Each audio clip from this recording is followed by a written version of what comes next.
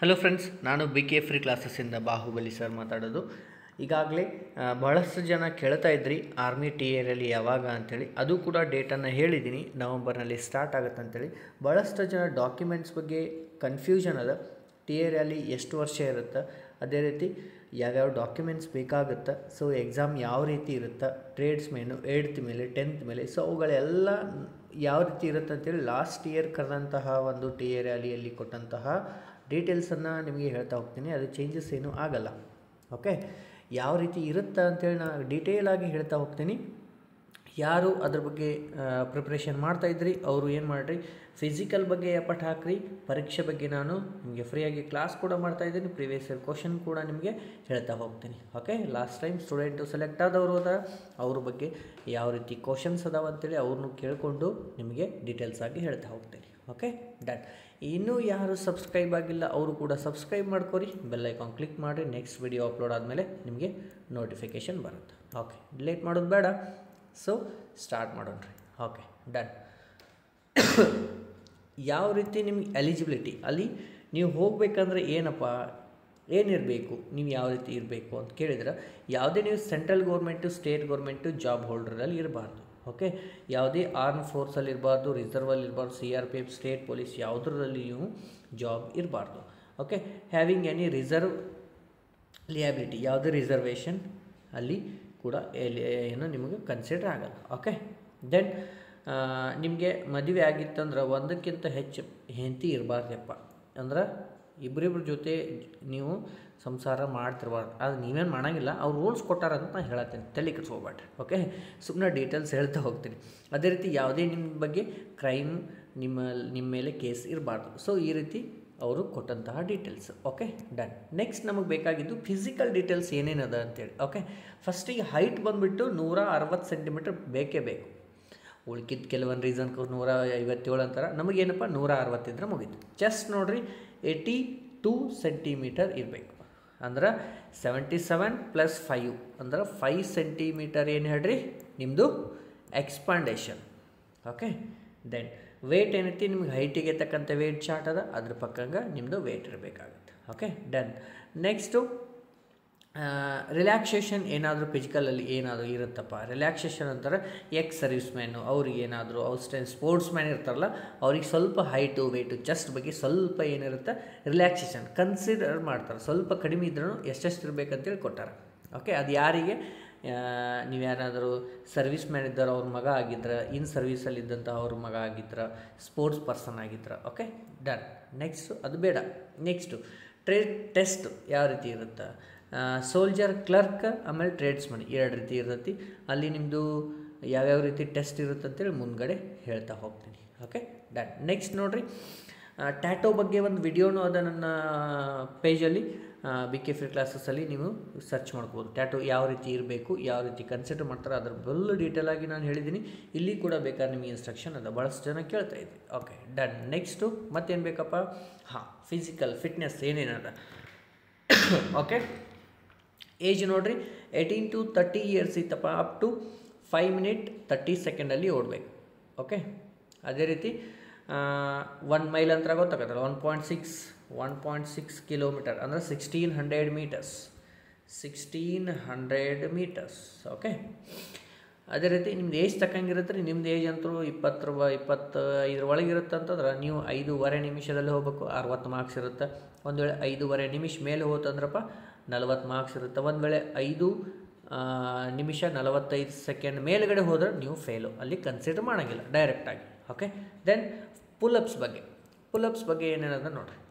10 and above 10ಕ್ಕಿಂತ ಹೆಚ್ಚು ಹೊಡೆದ್ರೆ ನಿಮಗೂ 40 ಮಾರ್ಕ್ಸ್ ಅದ. ಅದೇ ರೀತಿ 9 ಹೊಡೆದ್ರಪ್ಪ 33. 6ಕ್ಕಿಂತ ಕಮ್ಮಿ ಹೊಡೆದ್ರೆ ಅಂದ್ರೆ ಮೀನ್ಸ್ 5 ಅಥವಾ 5ಕ್ಕಿಂತ ಕಮ್ಮಿ ಹೊಡೆದ್ರೆ ಫೇಲು, ಅದಕ್ಕಿಂತ ಜಾಸ್ತಿನೇ ಹೊಡಿಬೇಕು ಮೇನು. Okay, done.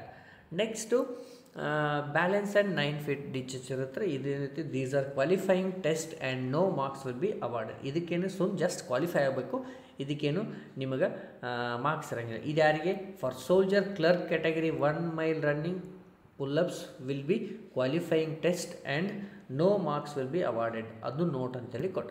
ಓಕೆ, ಇದೆಲ್ಲ ಅವಶ್ಯಕತೆ ಇಲ್ಲ. ಬೇಕಾಗಿದ್ದೇನು ರಿಟರ್ನ್ ಟೆಸ್ಟ್ ಬಂತು, ಮೇನ್ ಇಂಪಾರ್ಟೆಂಟು. ಯಾವ ರೀತಿ ಇರುತ್ತಪ್ಪ ನಿಮಗೆ? ಇಂಗ್ಲೀಷು ಮತ್ತು ಹಿಂದಿಯಲ್ಲಿ ಇರುತ್ತೆ. ಓಕೆ, ಎರಡೇ ಲ್ಯಾಂಗ್ವೇಜಸ್. Okay, done. ನೆಕ್ಸ್ಟ್ ನೋಡಿರಿ, ಯಾಕಂತಾರೆ ಈ ಸಲ ನಿಮ್ಗೆ ಅಗ್ನಿವೀರು ಕನ್ನಡದಲ್ಲಿನೂ ಆಗೈತಿ, ಬಟ್ ಅಲ್ಲಿ ಈ ಸಲ ಹೆಂಗೆ ಕೇಳ್ತಾರೆ ನೋಟಿಫಿಕೇಷನ್ ಅದೇನೋ ಫುಲ್ ಸಿಗ್ತಾನೆ ನಾನು ಡೀಟೇಲ್ ಆಗಿ ಹೇಳ್ತೀನಿ. ಭಾಳಷ್ಟು ಜನ ಕೇಳತ್ತೀರಿ ಅಂತೇಳಿ ನಾನು ಲಾಸ್ಟ್ ಇಯರ್ ನೋಡೋಂಥದ್ದು ಡೀಟೇಲ್ಸ್ ಆಗಿ ಏನೂ ಚೇಂಜಸ್ ಆಗಂಗಿಲ್ಲ, ಲ್ಯಾಂಗ್ವೇಜಸ್ ಏನಾದರೂ ಸ್ವಲ್ಪ ಚೇಂಜಸ್ ಆದರೆ ಹೇಳ್ತೀನಿ. ಡನ್. ಓಕೆ, ನೆಕ್ಸ್ಟ್ ನೋಡಿರಿ, ಎಕ್ಸಾಮಿನೇಷನ್ ಲೆವೆಲ್ ಯಾವ ರೀತಿ ಇರುತ್ತಪ್ಪ? Matriculation and 8th classes standard, ಅಂದರೆ ನಿಮ್ಮ 10th ಮತ್ತು 8th ಬೇಸಿಸ್ ಮೇಲೆ CBSE ಸಿಲೆಬಸ್ ಮೇಲೆ ಇರುತ್ತೆ. ಫಸ್ಟಿಗೆ ನೋಡಿರಿ, ಸೋಲ್ಜರ್ JD ಮತ್ತು ಟ್ರೇಡ್ಸ್ಮನಿಗೆ ಏನಿರುತ್ತೆ ರೀ, GK ಏನಿರುತ್ತೆ ರೀ 20 ಕ್ವಶನ್ ಇರುತ್ತೆ. ಒಂದು ಕ್ವಶನ್ಗೆ 2 ಮಾರ್ಕ್ಸ್ ಇರುತ್ತೆ. ಅದೇ ರೀತಿ ಸೈನ್ಸ್ ಬಗ್ಗೆ 15 ಕ್ವಶನ್ ಇರ್ತಾವೆ, ಅದಕ್ಕೂ 2 ಮಾರ್ಕ್ಸ್ ಇರುತ್ತೆ. ಅದೇ ಮ್ಯಾಥ್ಸ್ ಏನಿರುತ್ತೆ ರೀ 15 ಕ್ವಶನ್ ಇರುತ್ತೆ. ಗೊತ್ತಾಯ್ತಾ? ಸೇಮ್ ಅಗ್ನಿವೀರದ ಗತೆ ಇರುತ್ತೆ. ಗೊತ್ತಾಯಿತು? ಟೋಟಲ್ ಎಷ್ಟು question? 30, 50 question, 100 marks. Okay, done. Next soldier ಕ್ಲರ್ಕ್ಗೆ ಏನಿರುತ್ತೆ ರೀ, ಜನರಲ್ ನಾಲೆಡ್ಜು, ಜನರಲ್ ಸೈನ್ಸ್ ಸೇರಿಬಿಟ್ಟು 10 ಕ್ವಶನ್ ಇರ್ತವೆ. ಅದೇ ರೀತಿ ಮ್ಯಾಥ್ಸು, ಕಂಪ್ಯೂಟರ್ ಸೈನ್ಸ್ ಸೇರಿ 15 ಕ್ವಶನು, ಇಂಗ್ಲೀಷ್ ಸಂಬಂಧಪಟ್ಟಂತೆ 25 ಕ್ವಶನ್. ಅಂದರೆ ಇಲ್ಲಿ ಕೂಡ 25, 30, 40, ಇಲ್ಲಿ 50 ಕ್ವಶನು, 100 ಮಾರ್ಕ್ಸ್ ಸೇಮ್ ಇರುತ್ತೆ, ಬಟ್ ಏನು ಸ್ವಲ್ಪ ಚೇಂಜಸ್ ಆಗುತ್ತೆ. ಡನ್. ಓಕೆ, ನೆಕ್ಸ್ಟ್ ನೋಡಿರಿ, there will be no negative marks, ಅಂದ್ರೆ ಯಾವುದೇ ನಿಮ್ಗೆ ನೆಗೆಟಿವ್ ಮಾರ್ಕ್ ಇರೋಂಗಿಲ್ಲ ಅಂತ ಹೇಳ್ಯಾರ. ಓಕೆ, ಈ ಸಲ ಏನಾದ್ರು ಚೇಂಜಸ್ ಆದ್ರೆ ಹೇಳ್ತೀನಿ. Okay, done. ನಿಮ್ಗೆ ನೆಗೆಟಿವ್ ಮಾರ್ಕ್ ಅಲ್ಲಿ ಇರೋಂಗಿಲ್ಲ. ಯಾವುದಕ್ಕೆ ರೀ? ಓಪನ್ ರ್ಯಾಲಿಗೆ, ಅಂದರೆ TRL. Next, candidate have to score minimum 32 marks. 100 ಮಾರ್ಕ್ಸ್ಗೆ ಕಮ್ಮಿ ಅಂದ್ರೂ 32 ಬೀಳಬೇಕು. ಯಾರಿಗೆ? JDದವರಿಗೆ. ನೆಕ್ಸ್ಟು ಟ್ರೇಡ್ಸ್ಮೆನ್ಗೆ ಐತಲ್ಲ, 40 marks for the soldier clerk respective to pass the exam. ಅಂದರೆ 40 ಮಾರ್ಕ್ಸ್ನ ಮಿನಿಮಮ್ ಬೆಳಬೇಕು ಟ್ರೇಡ್ಸ್ಮೆನ್ಗೆ. ಆಮೇಲೆ JDಗೆ ಏನೈತಿ 32 ಮಾರ್ಕ್ಸ್ ಅಂತೂ ತೊಗೊಳಕಬೇಕು. Okay, done. ನೆಕ್ಸ್ಟ್ ನೋಡಿರಿ, ಇಲ್ಲಿ ಜನರಲ್ ಡ್ಯೂಟಿ ಸೋಲ್ಜರ್ಸು, ಆಮೇಲೆ ಟ್ರೇಡ್ಸ್ಮೆನ್ದು ಕೊಟ್ಟಿದ್ದಾರೆ. ಎಷ್ಟೆಷ್ಟು ಅಂತೇಳಿ ಯಾವಾಗಲೇ ಹೇಳಿದ್ನಲ್ಲ, 50 ಕ್ವಶನ್ಸು, 100 ಮಾರ್ಕ್ಸು, ಮಿನಿಮಮ್ ನೀವು 32 ತೊಗೊಳಕಬೇಕು. ಡನ್. ಓಕೆ, ನೆಕ್ಸ್ಟ್ ನೋಡಿರಿ, ರೀಸನಿಂಗ್. ಭಾಳ ಜನಕ್ಕೆ ಆಯ್ತು ರೀಸನಿಂಗ್ ಇಲ್ಲೇ ರೀಸನಿಂಗ್ ಇಲ್ಲ, ಮ್ಯಾಥ್ಸ್ ಅಷ್ಟೇ. ನಾನು ಎಲ್ಲ ಡೀಟೇಲಾಗಿ ಕ್ಲಾಸ್ ತೊಗೊತೀನಿ ಕಂಟಿನ್ಯೂ ಆಗಿ. ನೀವೇನು ಮಾಡಬೇಕು? ಫಿಸಿಕಲ್ ಪಾಸ್ ಆಗುವಂಥ ಕೆಪಾಸಿಟಿಯಲ್ಲಿ ನೀವು ರೆಡಿ ಆಗಬೇಕು. Okay, done. ನೆಕ್ಸ್ಟ್ ನೋಡಿರಿ, ಏನಪ್ಪ, ಹಾಂ, ಟ್ರೇಡ್ಸ್ಮೆನ್ ಆಯ್ತಲ್ಲ, ಇಲ್ಲಿ 10th ಪಾಸ್ ಆದವ್ರಿಗೆ ಏನೈತಿ 100 ಕ್ವಶನ್ಸು, 50 ಕ್ವಶನ್ಸು, 100 ಮಾರ್ಕ್ಸು, 32 ಮಿನಿಮಮ್ ತೊಗೋಬೇಕು. ದೆನ್ 8th ಪಾಸ್ ಟ್ರೇಡ್ಸ್ಮೆನ್ಗೆ ಏನೈತಿ, ಅಲ್ಲಿ ಸೇಮ್ 50 ಕ್ವಶನ್ಸು, 100 ಮಾರ್ಕ್ಸು, 30 ತೊಗೊಳ್ಳೋದು. ನೆಕ್ಸ್ಟು ಸೋಲ್ಜರ್ ಕ್ಲರ್ಕ್ ಏನೈತಪ್ಪ, ಟೋಟಲು ಇಲ್ಲಿ ಕೂಡ 50 ಮಾರ್ಕ್ಸ್ ಇರುತ್ತೆ ರೀ, 50 ಕ್ವಶನ್ಸು, 100 ಮಾರ್ಕ್ಸು. ಆದ್ರೆ ಇಲ್ಲಿ ಸಪ್ರೇಟ್ ಪಾರ್ಟ್ 1 ಪಾರ್ಟ್ ಹೋಯ್ತಲ್ಲ, ಟೋಟಲ್ ಇಲ್ಲಿ 20 ಟೋಟಲ್ 40 ಮಾರ್ಕ್ಸ್ ತೊಗೊಳಕಬೇಕು. ಆವಾಗಲೇ ಹೇಳಿದ್ದು ಡೀಟೇಲ್ಸ್ ಆಗಿ ಕೊಟ್ಟಿದ್ದು. Then next will be documents. Very important. ಏನಪ್ಪ ಡಾಕ್ಯುಮೆಂಟ್ಸ್? ಏನೇನು ಡಾಕ್ಯುಮೆಂಟ್ಸ್ ಬೇಕು? ಬರ್ತ್ ಸರ್ಟಿಫಿಕೇಟ್ ಅಂದ್ರೆ ನಿಮ್ಮದು 10th ಮಾರ್ಕ್ಸ್ ಕಾರ್ಡ್ ಒರಿಜಿನಲ್ ಬೇಕು. ಡನ್. ಓಕೆ, ಎಜುಕೇಷ್ನಲ್ ಸರ್ಟಿಫಿಕೇಟ್ ಅಂದರೆ ನೀವು ಯಾವುದಾದ್ರೂ ಕಾಲೇಜು, ಯೂನಿವರ್ಸಿಟಿ, ನೀವೇನಾದ್ರು ಎಜುಕೇಷ್ನಲ್ ನೀವು ಸರ್ಟಿಫಿಕೇಟ್ ಹೈಯರ್ ಎಜುಕೇಷನ್ ಇದ್ದರೆ ತೊಗೋಬೋದು. Done. Okay, provisionally online education certificate should be certificated ink signed by the head of the. ಒಂದು ವೇಳೆ ನಿಮ್ಮ ಕಡೆ ಒರಿಜಿನಲ್ ಇಲ್ಲ ಸರ, ಆನ್ಲೈನಾಗ ನನ್ನ ಕಡೆ ಪ್ರಿಂಟ್ ಅದ ಅಂತಂದ್ರೆ ಅಲ್ಲಿ ನೀವು ಕಾಲೇಜ್ ಅಥವಾ ನೀವು ಯಾವ ಕಾಲೇಜಲ್ಲಿ ಕಲಿತಿರ್ತೀರಿ, ಯಾವ ಹೈಸ್ಕೂಲಲ್ಲಿ ಕಲಿತಿರ್ತೀರಿ, ಅಲ್ಲಿಂದ ನೀವು ಬ್ಲೂ ಕಲರ್ ಸೀಲ್ ಹಾಕ್ಸೋದು, ಅಲ್ಲಿ ಪ್ರಿನ್ಸಿಪಲ್ ಅಥವಾ ಹೆಡ್ ಮಾಸ್ಟರ್ನ ಸೈನ್ ಇದ್ರೆ ಅವರು ಕನ್ಸಿಡರ್ ಮಾಡ್ತಾರೆ. ಡನ್. ಓಕೆ, ನೆಕ್ಸ್ಟ್ ನೋಡಿರಿ, ಥರ್ಡ್ ಒನ್ನು ಏನಿರುತ್ತೆ, BEO ಸೈನ್ ಅಂತಾರಲ್ಲ. Candidate will matric certificate from the open school should bring school leaving certificate countersign by the BEO or DEO. ಅಂದ್ರೆ candidate ನೀವು 10th ಎಲ್ಲಿ pass ಆಗಿರಲ್ಲ ಅಲ್ಲಿದು ನೀವು ಏನು ಮಾಡಬೇಕು, ಲಿವಿಂಗ್ ಸರ್ಟಿಫಿಕೇಟ್ ಅಂತ ತಗೊಂಡು ಅದನ್ನು BEO ಕಡೆ ಸೈನ್ ಮಾಡಿಸ್ಬೇಕು ಅಂತ ಅವರು ಕೊಟ್ಟಾರೆ. ನೆಕ್ಸ್ಟ್ ನೋಡಿರಿ, education board by the state government or the union territory administration R the enclose the only by expected. ಅಂದರೆ ಎಜುಕೇಷನ್ ಬೋರ್ಡ್ದು ಯಾವುದು ಎಜುಕೇಷನ್ ಬೋರ್ಡ್ ನಮ್ಮ ಸ್ಟೇಟ್ ಒಳಗದ ಅಲ್ಲಿಂದ ಬಂದ್ರೆ ಮಾತ್ರ ಗೌರ್ಮೆಂಟ್ ಅಥಾರಿಟಿ ಇದ್ದದ್ದು ಎಕ್ಸೆಪ್ಟ್ ಮಾಡ್ತಾರೆ ಅಂತ ಅವ್ರು ಹೇಳ್ತಾರೆ. ನೆಕ್ಸ್ಟು 8th ಪಾಸ್ ಆದವ್ರದ್ದು ಏನೈತೆ ನಾವು 8th ಪಾಸ್ ಆದವ್ರು 8th ಮಾರ್ಕ್ಸ್ ಕಾರ್ಡ್ ಇರಬೇಕು. Transferred issued by the school and the district inspector of the school, district education officer ಅಂದರೆ DEOದು ಅವ್ರದ್ದು ಸರ್ಟಿಫಿಕೇಟ್ ಬೇಕು 8th ಓಕೆ ಡನ್. ನೆಕ್ಸ್ಟ್ ನೋಡಿರಿ, ಡೊಮೇಷನಲ್ ಸರ್ಟಿಫಿಕೇಟ್. ಸರ್ ನಂದು ಒಂದು ವರ್ಷದ ಡೇಟ್ ಆಫ್ ಬರ್ತ್ ಅದು ಡೇಟ್ ಮುಗಿದೈತೆ ಸರ್, ಹೆಂಗೆ ರೀ? ಹೊಸ ತೆಗಸ್ರಿ, ಒಂದು ವೀಕ್ ಒಳಗೆ ಸಿಗ್ತೈತಿ ನಿಮ್ಮ ತಾಲೂಕು ಆಫೀಸ್ ಒಳಗೆ. ಡೊಮೇಷನಲ್ ಸರ್ಟಿಫಿಕೇಟು ರೆಸಿಡೆನ್ಷಿಯಲ್ ಕಂಪಲ್ಸರಿ ತೆಗಿಸಿಟ್ಕೋರಿ, ಈಗ ಆಗಾವ ಹೇಳತ್ತೀನಿ. ಓಕೆ, ಆಮೇಲೆ ಕಾಸ್ಟ್ ಟ್ರೈಬ್ ಕಮ್ಯುನಿಟಿ ಸರ್ಟಿಫಿಕೇಟ್, ನಿಮ್ಮದು ಕಾಸ್ಟ್ ಸರ್ಟಿಫಿಕೇಟ್ ಏನಾದ್ರು ಡೇಟ್ ಮುಗಿದಿತ್ತಂದ್ರೆ ಅದನ್ನು ಕೂಡ ತೆಗಿಸಿಟ್ಕೊಳ್ಳಿ. Okay, then religion certificate. Religion means ಅದು ನಿಮ್ಮದು ಕಾಸ್ಟ್ ಬಗ್ಗೆ ಬರುತ್ತೆ, ಸಿಖ್, ಹಿಂದೂ, ಮುಸ್ಲಿಮ್. ನೀವು ಇನ್ಕಮ್ ಕಾಸ್ಟ್ ಅಂತ ಬರ್ತಾಳೆ ರೀ, ಅದರೊಳಗೆ ಎರಡು ಇರ್ತಾವೆ. ಇಲ್ಲ ಕೆಲವೊಬ್ರದ್ದು SC ST ಇದ್ದವ್ರು ಸಪ್ರೇಟ್ ಬರ್ತವೆ. Character certificate will be photo issue by the village municipal corporation head education institute within last 6 month. ಅಂದ್ರೆ 6 ತಿಂಗಳ ಒಳಗೆ ನಿಮ್ಮ ಸರ್ಟಿಫಿಕೇಟ್, ಕ್ಯಾರೆಕ್ಟರ್ ಸರ್ಟಿಫಿಕೇಟನ್ನು ನೀವು ತಗೊಳ್ಕೋಬೇಕು. ನಮ್ಮ ಹುಡುಗ ಚಲೋ ಅದಾನ, ಅವಾಗೇನು ಯಾವುದೇ ಕೇಸ್ ಇಲ್ಲ, ಇಂಥವಿಲ್ಲ ಅಂತ ಒಳ್ಳೆ ನಿಮ್ಮದು ಕ್ಯಾರೆಕ್ಟರ್ ಐತೆ, ಕ್ಯಾರೆಕ್ಟರ್ ಸರ್ಟಿಫಿಕೇಟ್ ತೊಗೋಬೇಕಾಗುತ್ತೆ. Okay done. Next marital status certificate. ಅಂದ್ರೆ ಒಂದು ವೇಳೆ ನೀವು ಮ್ಯಾರೇಜ್ ಆಗಿದ್ರಿ ಅಂತಂದ್ರೆ ನಿಮ್ಮದು ಮ್ಯಾರೇಜ್ ಸರ್ಟಿಫಿಕೇಟ್ ಇರಬೇಕು, ಅಥವಾ married unmarried certified issue by the village municipal corporation within the last 6 month.